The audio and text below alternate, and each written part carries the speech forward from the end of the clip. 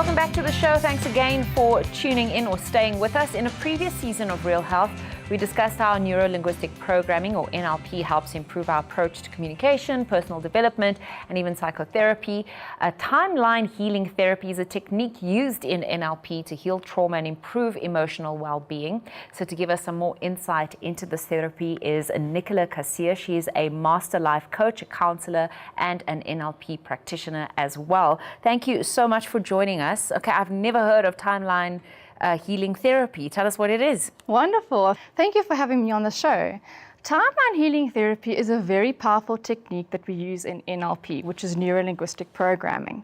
So it's basically at the subconscious level that we have to access negative emotions that have been stored there according to your timeline, according to experiences you've experienced in the past, be it traumatic experiences, anxiety or depression or anger that you harbor that you want to get rid of. It's related to NLP because it works with the subconscious mind. Okay, so the timeline is the timeline of your life, basically. Actually, the timeline is how you store your memories and your emotions and how you experience something. That's why we call it timeline, because we go back to that incident or the root cause of the problem. So it's not necessarily chronological.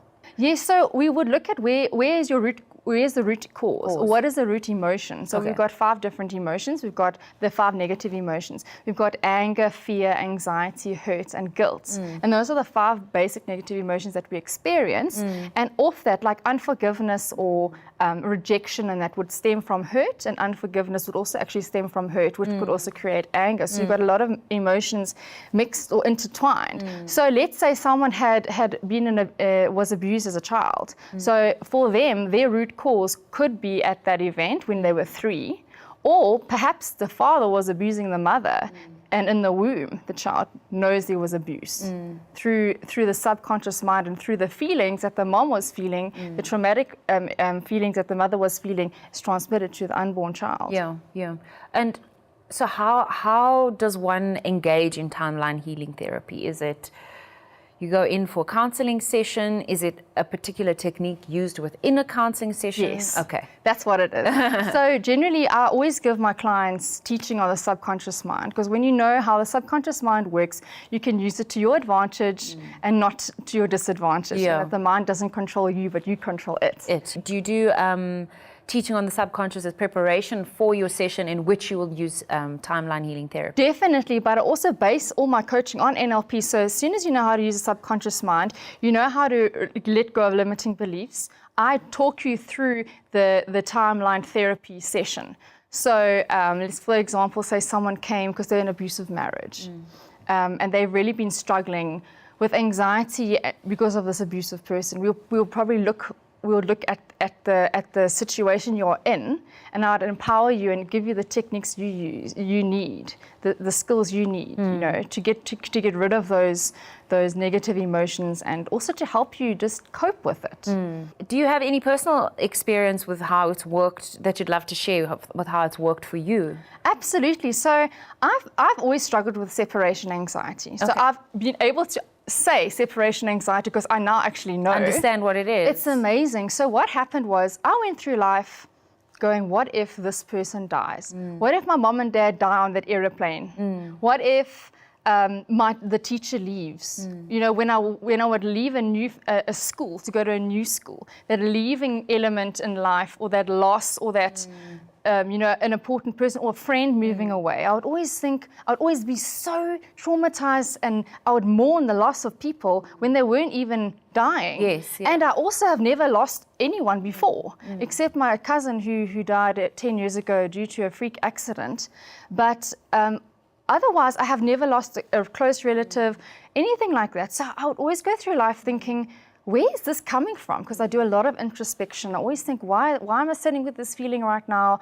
All that type of thing. So I then came to the realization when we did our training, we have to do timeline healing, get rid of limiting beliefs. We do our practical training on ourselves. The techniques we would use on clients, we do on ourselves, and that's why it's 100% effective. So I'm busy there with timeline healing with my partner, and I realized that my separation anxiety started in the womb. Wow.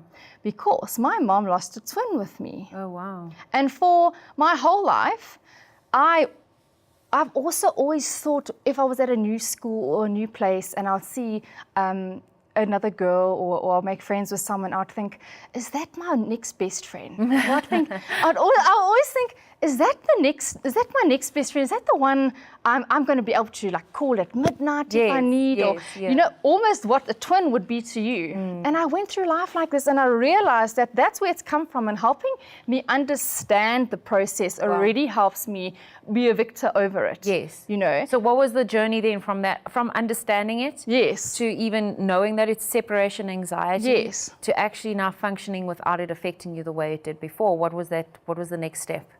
That's so interesting. Or are you still, is it something that is a work in progress? I definitely am a work in progress. Yeah. So aside from that, timeline healing has really helped with limiting beliefs or limiting decisions. So for example, if you decide something like I can't walk properly, let's say for example, for somewhere along in your life, you've decided that you cannot walk properly.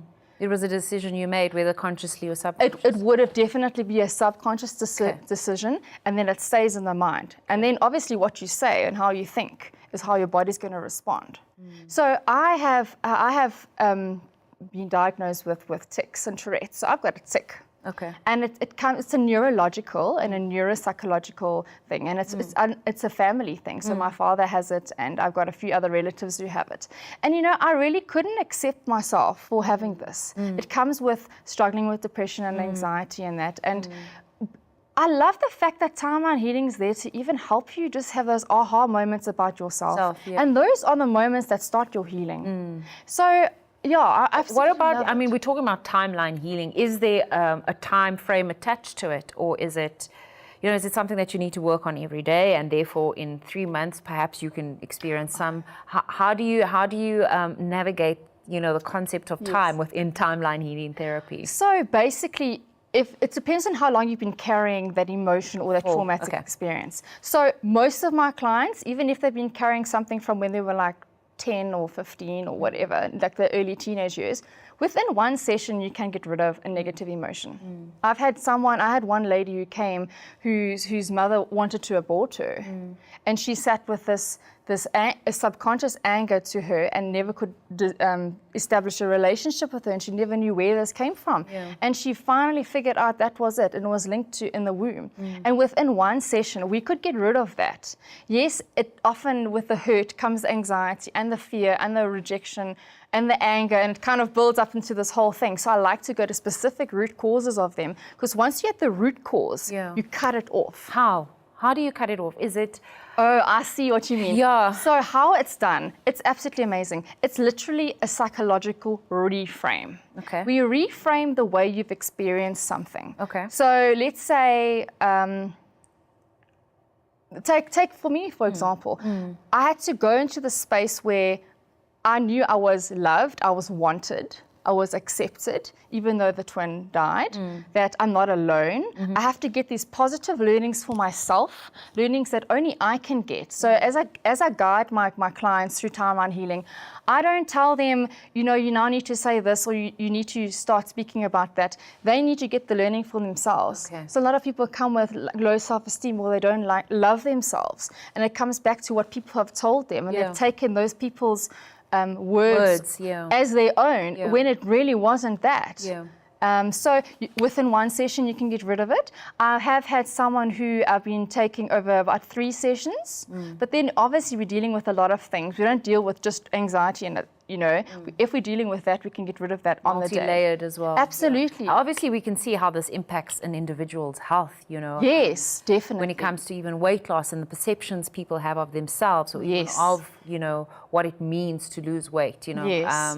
And just the negative talk that we, you know, we allow to run in our minds. Yes, yes. Well, thank you so much for coming to chat to us about it. Thank you. It really is something that's insightful. What tips do you think, before I do let you go, do you think that you could give to people for them to perhaps do a mini form of timeline healing therapy for themselves? You know, is it journaling? Is it? Oh, absolutely. Yeah. Journaling is one really good thing. Okay. So it's literally like catharsis. If you're struggling with an emotion, and sometimes people don't express themselves well because they just don't know how to. Yeah. And even if there are those who can express themselves well, they want to go to a space that's private, and then they can have that space to put their thoughts or feelings onto paper.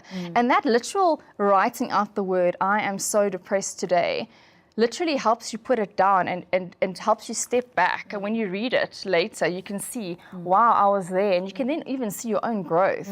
And that's very encouraging. So journaling is definitely one. I must say for me, because with anxiety I've struggled with in the past, deep breathing is amazing. Just deep breathing in for 2 and out for 4. Yes. You know, just calming the parasympathetic nervous system. Exactly. But it's absolutely amazing. Yeah. So doing that as well, and also taking time for self-care.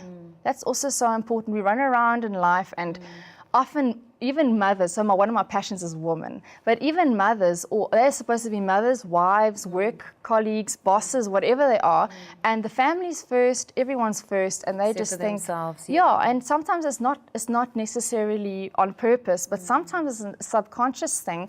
Like I've spoke to someone today who doesn't think she's worth it, that her daughter must come first, her son, her husband, her friends, but she's not worth it, and she just lets herself slide. But if you don't fill your cup, you have nothing to give to other people. Absolutely. What an awesome way to end the show. Thank you. Thank you so much. That was lovely. Thank you. And I suppose it's a reason why I end the show with a mantra, because we forget what we put out. Absolutely. Verbally. What comes back. And yeah, exactly. What comes back. So be careful what you say to other people, even if you think it doesn't affect you. Yes. And be careful what you say to yourself. Absolutely. Yeah. Thank you. Thanks so much.